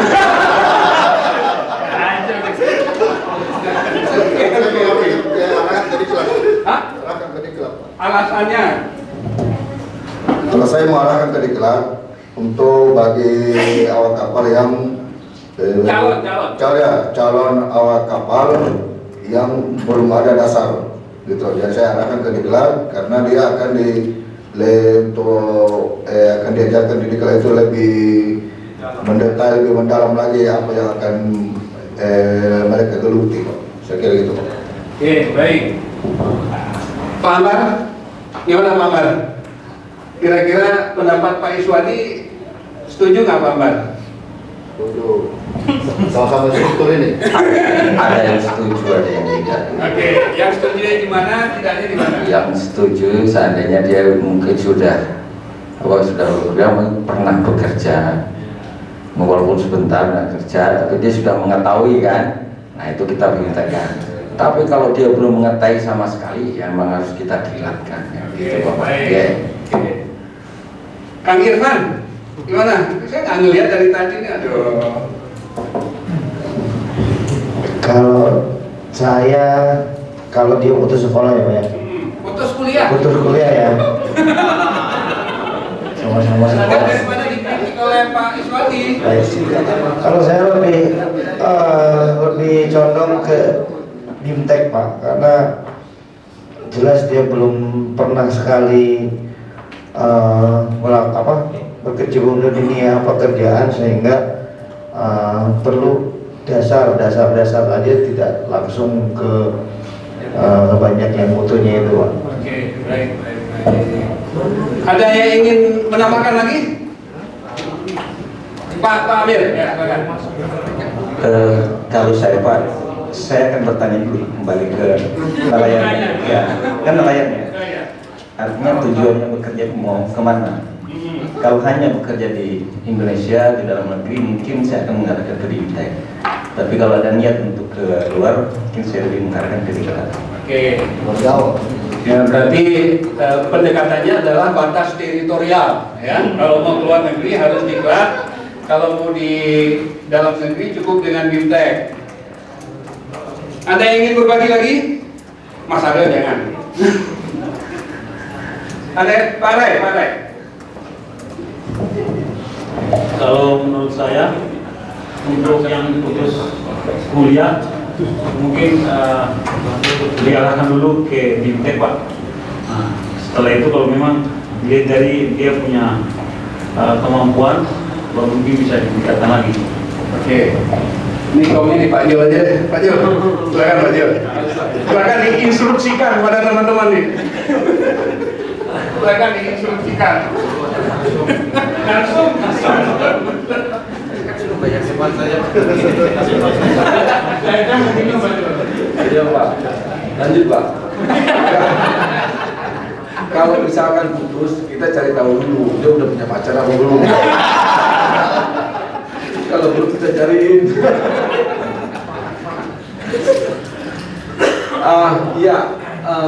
Pak Iqbal, terkait dengan itu mungkin kita diskusi Pak ya.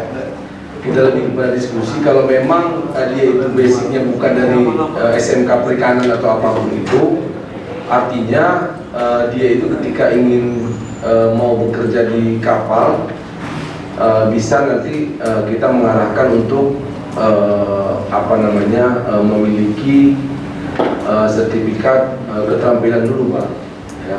Nanti apakah misalkan kita arahkan di kapal yang bisa TSD ataupun untuk awak kapalnya itu bisa kita arahkan dia punya misalkan SKPI atau SOPI atau kalau SKN dan lain-lain Pak. Karena kalau nanti setelah dari situ berjenjang, ketika dia sudah punya pengalaman, dia bisa untuk mengambil untuk keahliannya. Makasih Pak. Oke, Pak Jo. Terima kasih Pak Jo. Jadi ada lagi? Siapa ada lagi? Mas Moko deh, seperti instruktur juga ini Pak Iswati. Instruktur SPN juga dulu ya? Oh iya. Kalau menurut saya Pak, dengan kasusnya tadi Bapak sampaikan, lebihnya ke diklat Pak, ke pelatihan. Alasannya memang anak ini memang belum punya dasar ilmu tentang kapal perikanan atau tentang pelaut Pak, atau tentang awak kapal. Demikian Pak. Oke, terima kasih. Jadi kalau ada kasus seperti ini, ya, putus kuliah, kemudian dia bukan lulusan SMK, putus kuliah, bukan lulusan SMK Kelautan dan Perikanan, kemudian dia belum pernah bekerja di kapal ikan, ya, putus kuliah, artinya dia sebelumnya bukan nelayan, bukan awak kapal, kemudian belum bekerja di kapal ikan, bukan lulusan SMK Kelautan dan Perikanan, sesuai ketentuan itu harus diklat. Karena BIMTEK itu diarahkan, ya, BIMTEK itu diarahkan untuk nelayan kecil atau yang sudah pernah bekerja di kapal ikan tapi dia belum punya sertifikat. Itu persyaratan peserta BIMTEK. Jadi kalau nanti ada orang yang mau naik kapal ikan tahun 2024 tanggal 2 Januari, dia belum punya sertifikat apa-apa dan mau ikut BIMTEK seperti yang Pak Iswadi sampaikan tadi, ada beberapa orang langsung BIMTEK, dicek dulu apakah dia sudah pernah minimal pernah naik kapal, sudah pernah bekerja di kapal ikan atau belum. Kalau belum, dicek yang Pak Jo bilang tadi itu, apakah dia siswa SMK Kelautan dan Perikanan atau tidak. Nah, kalau dia belum sama sekali, itu harus jalur diklat, tidak jalur BIMTEK. Jadi jalur BIMTEK itu hanya untuk yang sudah bekerja tapi dia belum punya sertifikat. Yang sudah bekerja tapi dia belum punya sertifikat, mungkin karena lembaga diklat selama ini jauh, atau biaya diklat mahal, atau faktor lain. Jadi harus diarahkan ke, kalau kasus yang putus kuliah tadi itu belum pernah bekerja di kapal ikan, ya Pak Akbar ya, belum pernah bekerja di kapal ikan, bukan lulusan SMK, diarahkan ke diklat. Jadi BIMTEK itu hanya untuk apa ya, bahasa kami dengan Pak Zul itu terobosan bagaimana kita menjangkau sasaran sertifikasi lebih luas, lebih banyak, lebih mudah, lebih murah gitu. Nah, jadi kompleks sekali kalau untuk diklat, karena harus dilaksanakan di lembaga diklat.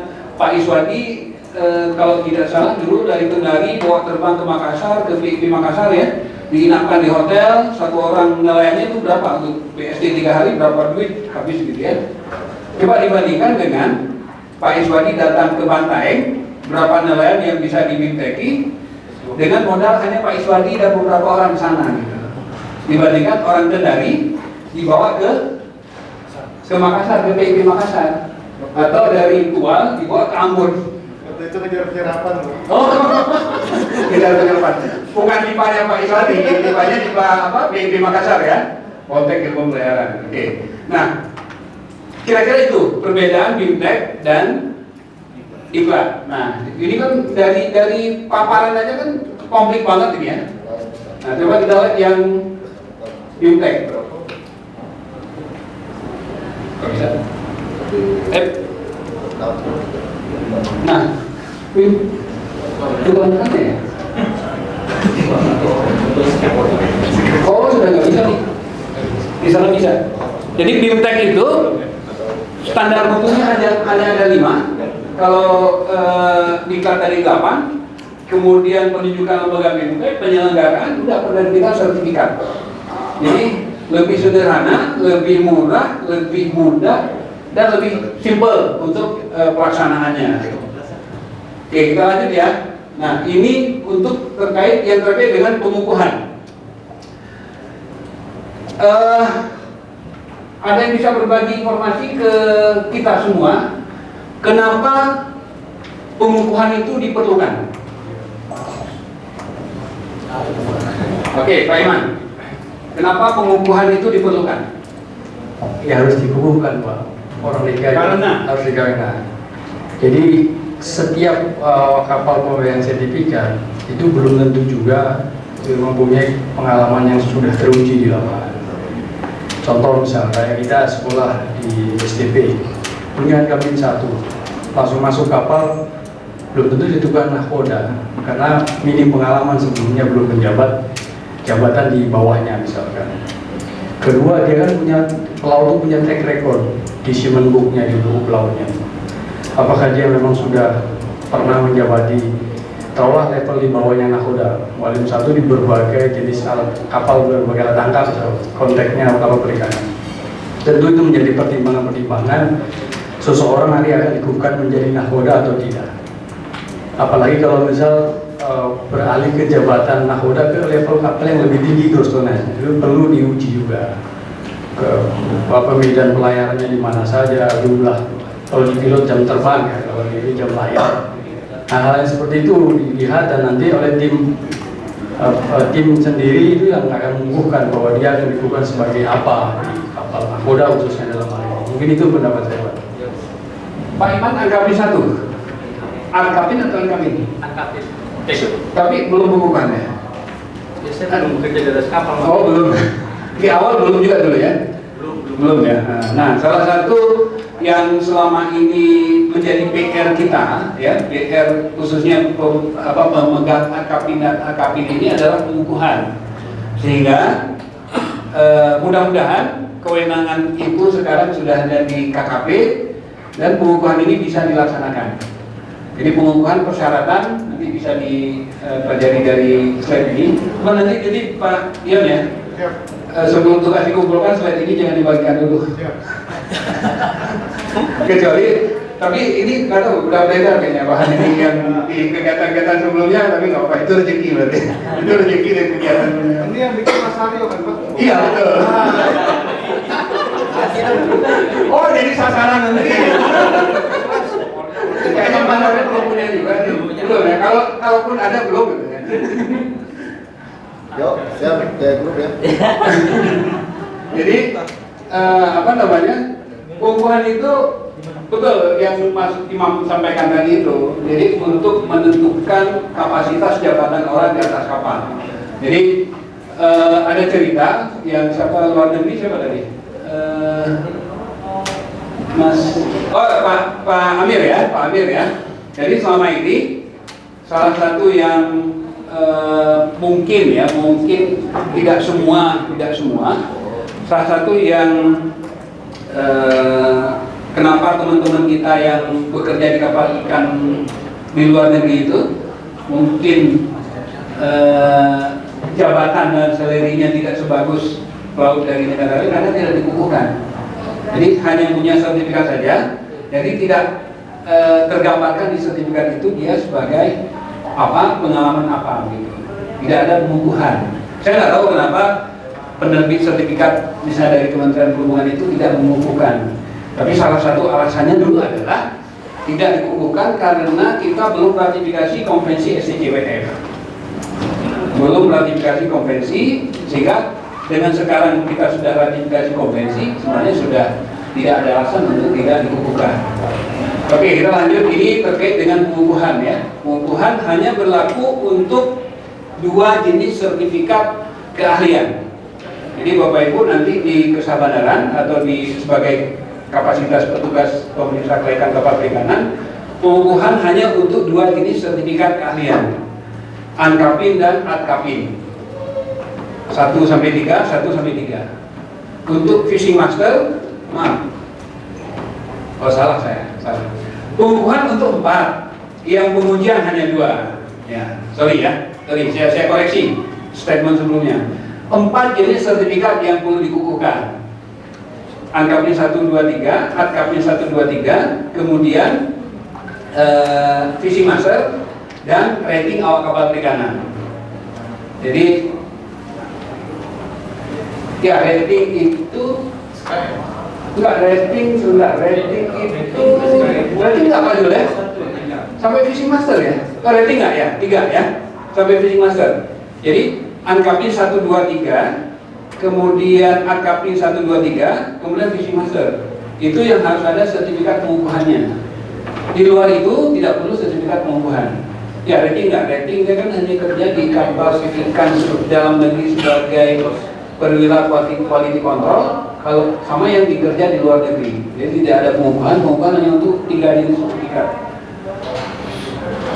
Nah, kita cross check ya supaya jangan salah. Ya benar. Jadi ya ini terakhir Ankapin 2, Ankapin 3 ini salah ini yang bahannya. Kemudian ahli penangkapan ikan fishing master. Jadi satu lagi sertifikat keahlian rating tidak diperlukan pengukuhan. Oke, kita lanjut ke jaminan sosial. Nah, sebelum kita diskusi ini, saya ingin minta pendapat. Kenapa jaminan sosial ini penting bagi awak kapal? Yang belum menyampaikan Pak Jajang. Nah, ini Pak Jajang ini pionir penerapan jaminan sosial di pelabuhan perikanan. Jadi benchmark dulu ya Pak Jajang. Silakan berbagi Baik, terima kasih. Jaminan sosial ini penting. Jaminan sosial ini sangat penting buat awak kapal perikanan dalam rangka perlindungan. Tentunya perlindungan terkait dengan risiko kerja apabila bekerja di laut, yang kita tahu semua bahwa bekerja di laut itu sangat berbahaya, sangat sulit dan resikonya sangat besar, baik untuk awak kapal sendiri maupun untuk pemilik kapalnya tentunya. Pemilik kapal apabila terjadi sesuatu terhadap awak kapalnya, setidaknya dengan ada jaminan atau perlindungan dari asuransi akan meringankan beban-beban yang memang diakibatkan dari risiko kerja dan risiko usaha tersebut. Mungkin itu Pak Ivan. Oke, makasih Pak Jajang. PPN Kejawanan dulu Pak Jajang ya. PPN Kejawanan memang memelopori kerjasama dengan BPJS Ketenagakerjaan sehingga akhirnya berlanjut tuh sampai dengan perjanjian antara Pak Dirjen dengan Direktur Kepesertaan BPJS.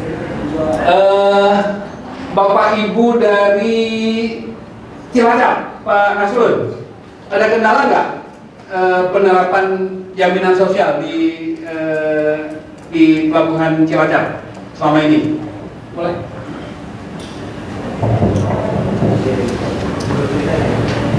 Baik Pak, terima kasih.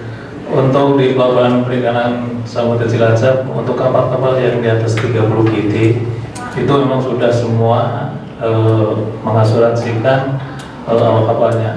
Namun untuk kapal yang di bawah 30 GT itu masih agak susah karena pemiliknya itu belum punya kesadaran bahwa risiko pada saat nanti terjadi kecelakaan dan sebagainya itu menjadi tanggung jawab penuh dari pemilik kapal.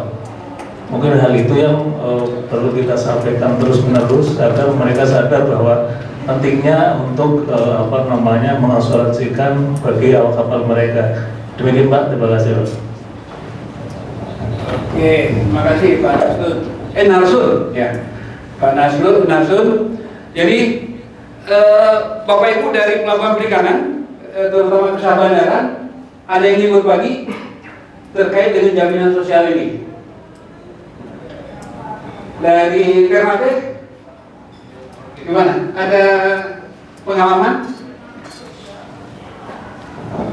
Terima kasih Pak. Kalau di Ternate Pak sampai saat ini memang masih belum semua awak kapal juga masuk ke dalam asuransi ini Pak, karena pertama memang kesadaran mereka untuk mendaftarkan, jadi tetap kami senantiasa lakukan sosialisasi di lapangan, mengajak mereka menampilkan positifnya masuk ke dalam sistem asuransi ini Pak. Dan pernah pun kami punya pengalaman Pak, tapi ini bukan di mana di Ternate, tapi waktu kami masih di Kuandang itu ada awak kapal yang meninggal, kemudian ada tuntutan untuk ganti rugi dari keluarga itu sebesar 150 juta.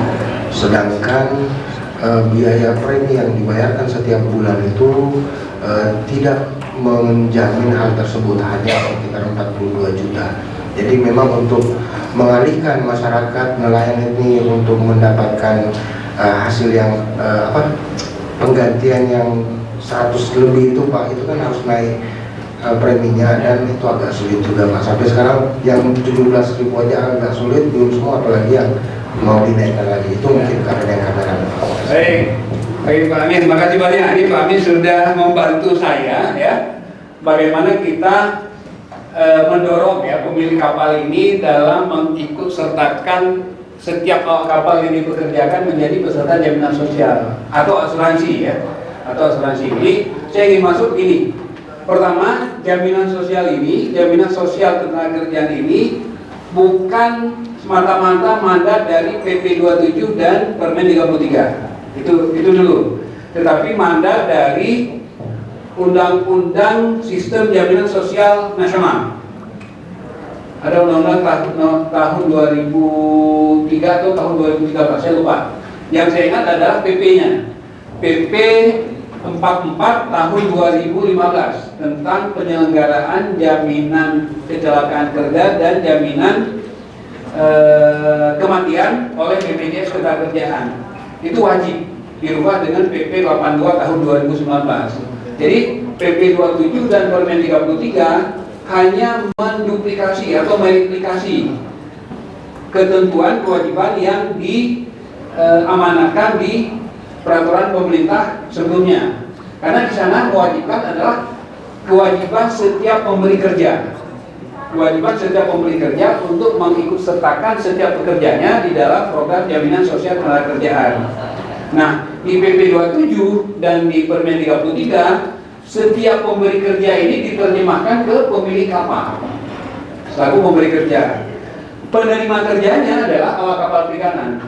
Jadi tanpa PP 27, tanpa Permen 33, jaminan sosial ini wajib kepada setiap pemilik kapal, karena dia notabene-nya adalah dia pekerja.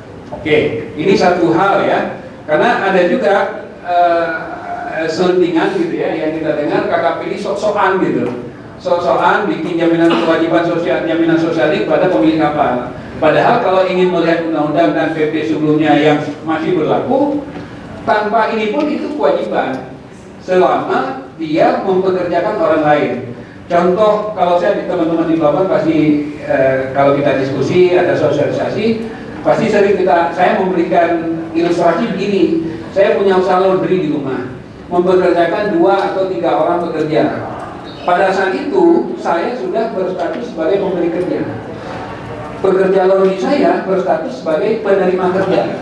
Dan ketentuan PP 44 tahun 2015 yang sudah dirubah dengan PP 82 tahun 2019 itu sudah mengikat saya. Kalau terjadi apa-apa dengan si pekerja usaha laundry saya itu, saya harus memenuhi kewajiban sebagaimana PP tersebut.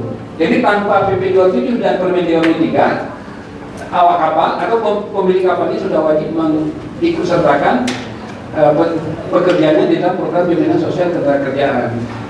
Ada sanksi di sana kalau tidak diberikan. Ada sanksi kalau tidak ditunaikan, gitu. Jadi kalau saya tidak mengikut sertakan karyawan laundry saya itu, kalau terjadi apa-apa, saya harus memberikan manfaat sebagaimana diatur di PP itu.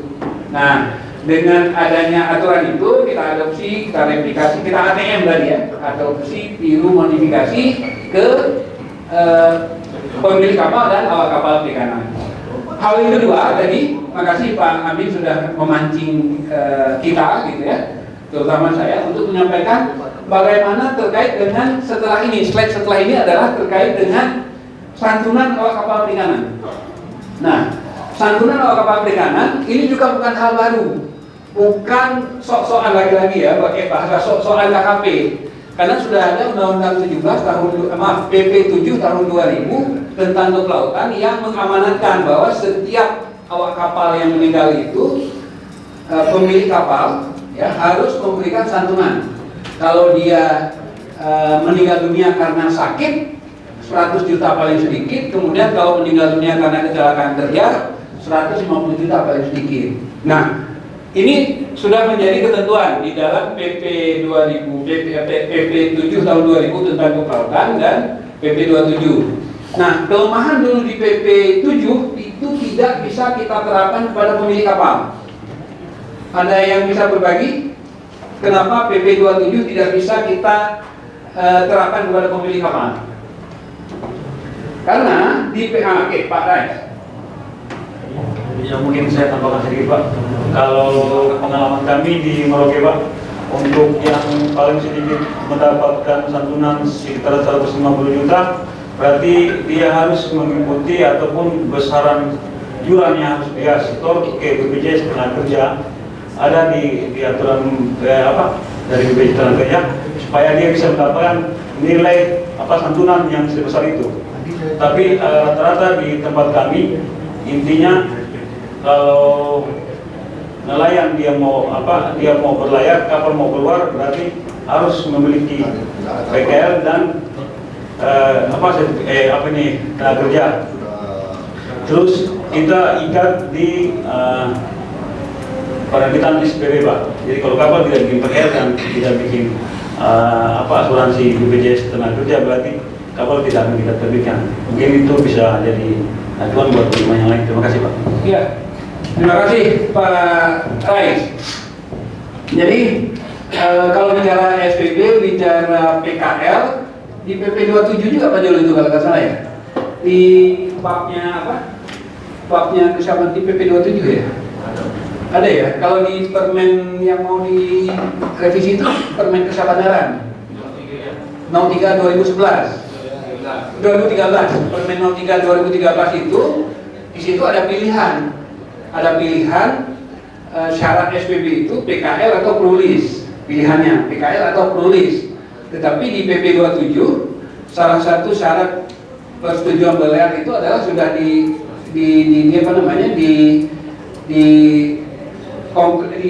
eksplisit, secara eksplisit sebut adalah PKL. Itu di bab kesabaran kalau tidak salah ya. Babnya Mas Bambang dulu. Babnya Mas Bambang itu salah satu syarat penerbitan SPP adalah PKL. Jadi secara norma hukum yang diatur di Permen 3 tahun 2013 itu tidak berlaku karena PP 27 lebih tinggi dari Permen 3 tahun 2013. Kalau di Permen 3 tahun 2013 itu opsi PKL atau daftar Prolis, daftar awak kapal atau Prolis begitu ya. Nah, kembali ke yang terkait dengan Pak Amin sampaikan dan Pak Rai, untuk santunan memang selama ini kalau ada pengaduan, kadang kita memang menemui pengalaman waktu dengan Pak Zul dulu, Pak Hadi, dengan Mas Aryo yang sampai saat ini. Biasanya kalau di pengaduan yang disampaikan oleh serikat atau oleh yang sudah melek hukum itu muncul angka 150 juta muncul. Tetapi kalau yang pengaduan tidak disampaikan oleh serikat yang melek hukum, yang penting ada santunan, kira-kira demikian. Nah, jadi minimal 42 juta itu kalau dia ada BPJS Ketenagakerjaan, gitu ya. Nah, terakhir Mas Aryo kalau nggak salah yang disulut itu Pak Arnon ya, itu beritanya 150 juta memang. Tetapi kami dorong untuk musyawarah mufakat, karena jangan sampai kita intervensi terlalu jauh. Silakan musyawarah mufakat. Tapi kalau misalnya dia bertahan di 150 juta, kita harus fasilitasi karena kita sudah tentukan di dalam PP 27 dan Permen 33.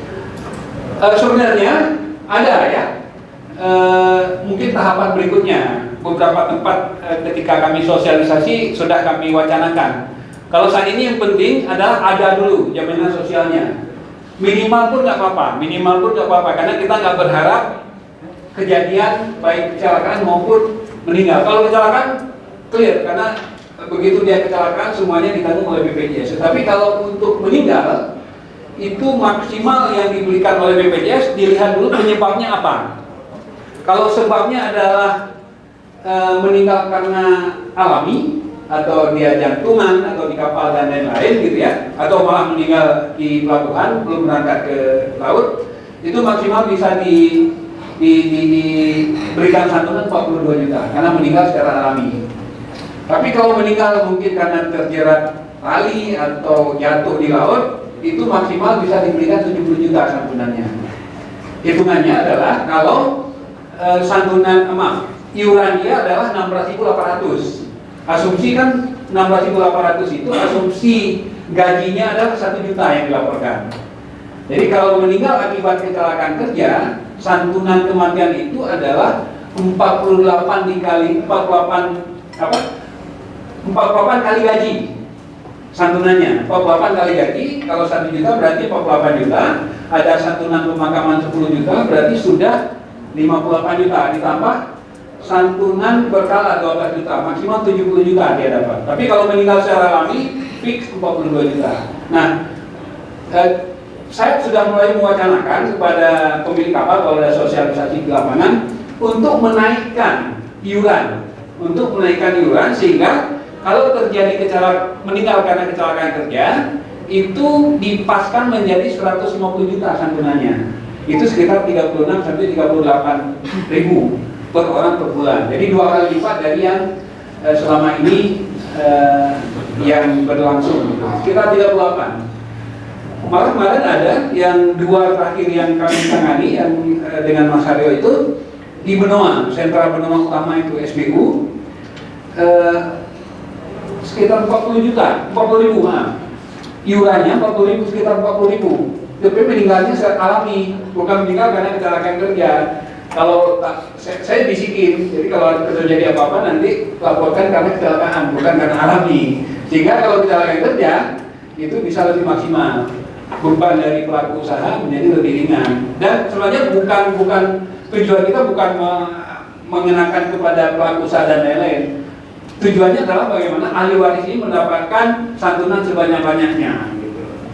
Oke, sampai saat ini ada yang ingin berbagi lagi terkait santunan dan asuransi apa jaminan sosial? Oke, satu lagi terkait ini khusus terkait usaha bandar, karena ini setengahnya adalah yang hadir adalah usaha bandar gitu ya. Kalau ada pertanyaan begini, boleh nggak pakai asuransi? Bukan BPJS Ketenagakerjaan untuk syarat PKL atau syarat kerja di kapal ikan. Ada yang ingin berbagi? Boleh Pak. Boleh, alasannya? Alasan dan syarat boleh dengan asuransi. Asuransi bukan BPJS ya? Oke. Karena dia dari aturan sendiri Pak, aturan itu bunyinya jaminan sosial Pak, memiliki jaminan sosial. Enggak, pakai bukan BPJS tapi asuransi. Misalnya pakai Sinarmas, pakai Prudensial. Iya, bisa Pak. Boleh. Iya boleh Pak. Ada ketentuan tambahan? Ada syarat? Enggak ada Pak. Ada ya. Oke. Yang lain? Ini bukan putus SMA ya? Bukan. Ada yang lain? Terutama teman-teman sahabat yang sudah pengalaman, yang ingin berbagi? Ringkas ya, karena sudah jam 3.49. Boleh, benar Pak Iswadi. Jadi kalau ketentuan di Permen 33 saya nggak hafal pasalnya gitu ya. Jadi persyaratan bekerja selain BPJS Ketenagakerjaan boleh dengan asuransi. Nah, tapi koma Pak, ada koma. Ada komanya. Komanya adalah jika dia menggunakan asuransi, kemudian terjadi apa-apa dengan si ABK yang diasuransikan itu, manfaat yang diterima harus sama dengan manfaat yang diberikan oleh BPJS Ketenagakerjaan. Manfaatnya, misal dia, ini saya sebut aja, saya nggak suka menyebut BPJS karena BPJS ini bukan perusahaan swasta, bukan BUMN, tapi badan hukum publik. Dia amanah dari undang-undang sampai PP, terbuka. Jadi bukan, makanya saya dulu dengan Pak Jul kemana-mana berani aja ngajak BPJS. Karena Pak Jul pemerintah juga, dia melaksanakan amanah undang-undang dan peraturan pemerintah sama dengan kita. Kalau asuransi itu kan umum. Kalau saya ngajak Sinarmas, nanti Prudensial marah. Saya ngajak Jasindo, nanti Bumi Putra marah gitu ya. Ini ada apa KKP dengan Bumi Putra atau dengan Jasindo gitu. Tapi kalau ajak BPJS aman, karena itu sama-sama pemerintah. Nah, syaratnya adalah kalau dia menggunakan asuransi umum, manfaat yang diterima oleh si ABK harus sama dengan yang dijaminkan di BPJS sesuai dengan PP 82 tahun 2019 itu. Tidak boleh kurang. Misalnya untuk kalau perawatan, obat-obatan ditanggung sampai dengan sembuh atau dinyatakan cacat, itu harus diberikan. Kemudian kalau meninggal ada santunan kematian. Kalau dia sedang dirawat harus ada santunan sementara tidak mampu bekerja sesuai gaji yang dilaporkan. Semua manfaat harus sama. Nah, kalau saya jadi pemilik kapal, jadi pelaku usaha, ngapain udah BPJS aja gitu. Nah, artinya Bapak Ibu di pelabuhan perikanan atau Bapak Ibu sebagai sah bandar atau sebagai orang KKP mendorong penggunaan BPJS itu tidak terkena undang-undang persaingan tidak sehat. Karena BPJS ini bukan komersil, tapi adalah program pemerintah. Sama dengan BPJS kesehatan juga gitu ya. Oke, lanjut ya. Karena sudah 50 tahun. Ini PKL. Saya tidak akan detailkan untuk PKL karena Bapak Ibu sudah pengalaman. Paling nanti yang perlu kita camkan di PKL ini adalah yang pertama, hati-hati dengan penggunaan format PKL. Karena di dalam fasilitasi kasus tempo hari ketika kita minta PKL masih ada yang menggunakan format lama di lampiran Permen 42. Jadi mohon sekali, terutama Bapak Ibu yang bisa bandar, menggunakan format PKL yang ada di lampiran Permen 33. Jadi format PKL yang ada di Peraturan Menteri Nomor 33. Kemudian yang kedua, tidak harus ada materai lagi. Tidak harus ada materai. Pak Jaja, selamat ya.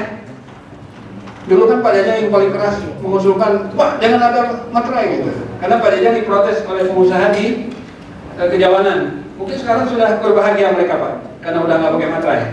Karena kantor pos mungkin dapat pelabuhan. Bapak dulu Pekalongan kan? Nah, di Kejawanan dulu kan Pak Jaja beberapa kali mengingatkan, Pak kalau bisa jangan ada materai, dan sekarang sudah nggak pakai materai Pak. Apakah kekuatan hukumnya sama? Sama. Apakah kekuatan hukumnya? Ada. Karena konsultasi ketika pembahasan permen itu di Setnek dengan teman-teman bagian hukum, biro hukum, tetap ketika ditandatangani dan disahkan oleh sang bandar itu memiliki kekuatan hukum yang sama, baik ada maupun tidak ada materai. Syaratnya kalau nanti PKL itu, dokumen itu mau digunakan sebagai bukti hukum di pengadilan sih mungkin maksudnya adalah pengadilan hubungan industrial ya. Pengadilan antara pekerja yang menyidangkan kasus ketenagakerjaan itu harus diberikan materai, dan materainya kalau kebiasaan persyaratan untuk normal adalah 1, ini harus 2. Misal saya dengan Mas Haryo punya hubungan kerja, beliau awak kapal, saya pemilik kapal, ada sengketa dan bukti PKL ini ingin dijadikan sebagai bukti. PKL yang saya pegang atau PKL yang Pak Haryo pegang ini harus dibubuhkan materai 2 kali. Tapi kalau untuk perjanjian perdata saya dengan Pak Haryo untuk kerja di kapal ikan tidak perlu PKL, tidak ada materai, tidak apa-apa. Itu yang kedua.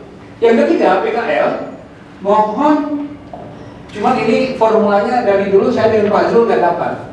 Bagaimana mencantumkan mekanisme bagi hasilnya, berapa persen.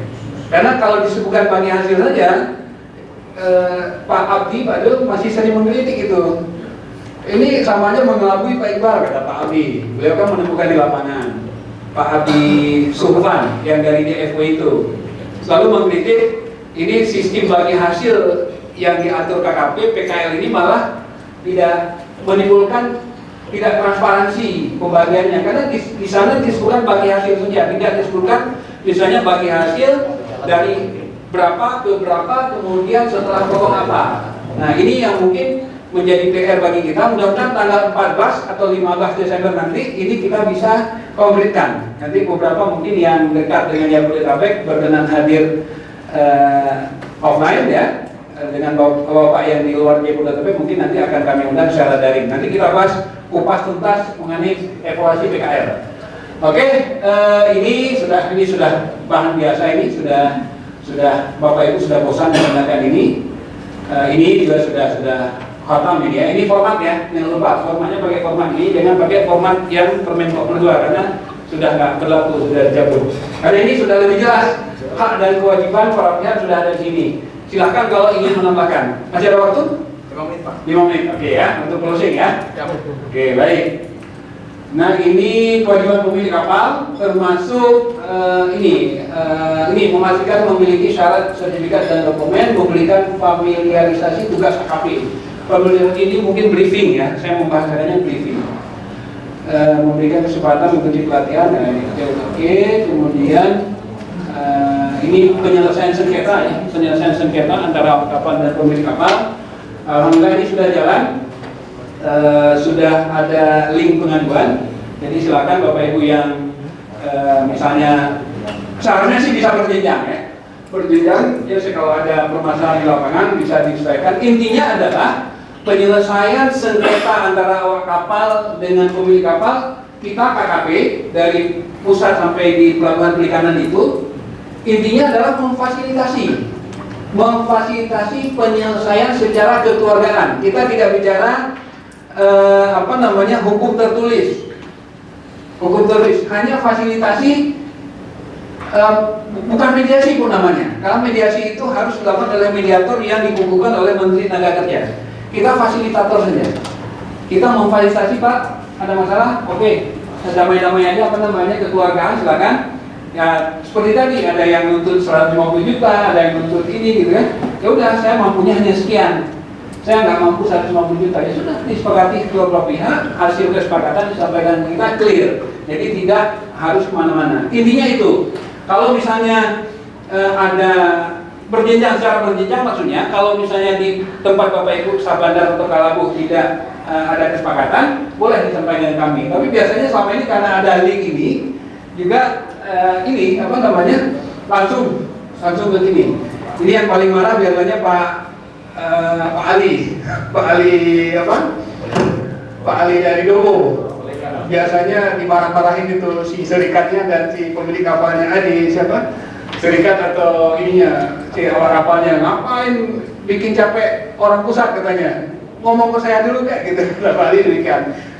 Kami mempersilahkan. Jadi yang sudah biasanya Bitung Pak Tony dulu ya, Bitung, kemudian Pak Hani sering sampaikan Bitung, ada beberapa lokasi lain yang sudah diselesaikan di pelabuhan perikanan dan tidak sampai ke kami. Kami senang, alhamdulillah tidak menyita waktu, tetapi kalaupun nanti sudah tiba di kami tidak bisa menghindar karena amanat dari peraturan pemerintah. Ini kira-kira alhamdulillah selesai ya bahannya. Ini bonus karena untuk bekerja di kapal ikan luar negeri. Ini untuk pengetahuan Bapak-Bapak. Bagaimana konsep penempatan, perekrutan dan perlindungan awak kapal ikan Indonesia yang bekerja di kapal ikan berbendera asing sesuai dengan peraturan pemerintah nomor 22 tahun 2022. Jadi kewenangan kita KKP hanya terkait dengan ringkasnya terkait dengan bagaimana kita memastikan kompetensi, udah suruh absen ya. Kompetensi awak kapal perikanan itu memastikan sesuai dengan kapal yang dinaiki di luar negeri. Sama satu lagi terkait dengan agen perekrutan. Ini bonus saja, silakan dipelajari untuk pengetahuan kita bersama. Ini ringkasan dari PP 22 2022 karena kita tidak terlalu banyak intervensi untuk ABK yang bekerja di kapal ikan berbendera asing. Demikian yang dapat saya sampaikan ya. Ini ada beberapa, ini ringkasannya. Kalau pemerintah seperti apa, swasta seperti apa. Kemudian waktu kerja, waktu istirahat, ini sesuai dengan ini. Bagaimana bentuk perlindungan, siapa yang mengesahkan PKL juga ada nih. Jadi yang mengesahkan PKL itu adalah sah bandar. Jadi kita tidak sah bandar, kita kan sah bandar di pelabuhan perikanan kan, bukan sah bandar. Nah, jadi di PP 22 2002 ini yang mengesahkan PKL untuk awak kapal Indonesia yang bekerja di kapal ikan berbendera asing adalah syah bandar, bukan sah bandar di pelabuhan perikanan. Jadi menurut saya sih kita tangani dalam negeri dulu.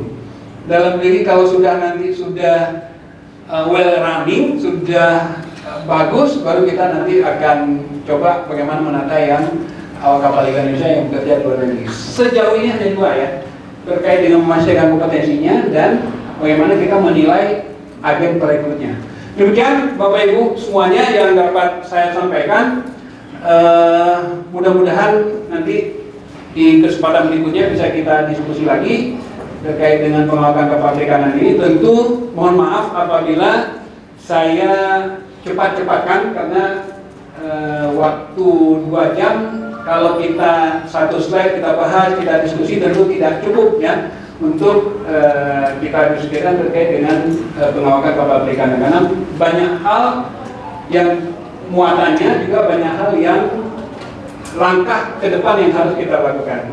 Terima kasih. Sebelum saya tutup, ada yang ingin menyampaikan unek-unek atau menyampaikan? Oke, 1 menit ya, 1 menit ya. Oke ya, bukan saja. Saya terkait tadi yang PKL, pengalaman kami di lapangan memang melihat ada beberapa format PKL itu ada yang tidak menuangkan nominal gaji di situ, ada juga yang bagi hasil. Nah, setelah saya tanya nakodanya, apakah nominal ini sesuai dengan yang kami terima? Yang menurut tidak, kami sesuai dengan tangkapan yang dibagi seperti itu. Yang mungkin ini kedepannya bisa diperjelas sehingga kami sudah dari 2022 kami di lapangan melakukan PKL itu. Demikian baik. Baik, terima kasih Pak Raja. Benar. Jadi untuk format PKL ini hati-hati kita terkait dengan sistem pengupahan ya. Kadang-kadang ada yang masih harian atau bulanan. Kalaupun bulanan itu pastikan harus sebesar UMR setempat. Nah, sistem trip, kalau sistem trip berarti aman-amannya, mohon maaf ini ya, ini kita harus, ini aman-amannya, udah sarankan bagi hasil. Sarankan bagi hasil, karena kalau nanti cantumkan nominal tertentu, kemudian tidak sesuai dengan permen itu mengamanatkan adalah UMR, kalau terjadi apa-apa, tentu kita semua tidak ingin kita yang hanya memfasilitasi menjadi pihak yang ikut bertanggung jawab. Jadi sarankan kalau misalnya dia tidak mampu secara UMR, kalau gaji bulanan, sarankan bagi hasil saja. Cuma nanti PR kita nanti akan kita bahas bagaimana merumuskan bagi hasil itu, sehingga kritik-kritik dari LSM, dari serikat itu dapat kita jawab gitu ya. Baik, mohon izin, mungkin boleh saya sudah berkali-kali di silang. Tadi kalau Mas yang silangkan saya nggak terlalu peduli, tapi kalau karena Mbak yang silangkan saya harus manut gitu ya. Bercanda Mas, bercanda. Ya Pak Amar nanti kita di luar ya. Baik, terima kasih. Saya mohon maaf apabila ada hal yang kurang berkenan. Saya senang sekali nggak ada yang tidur.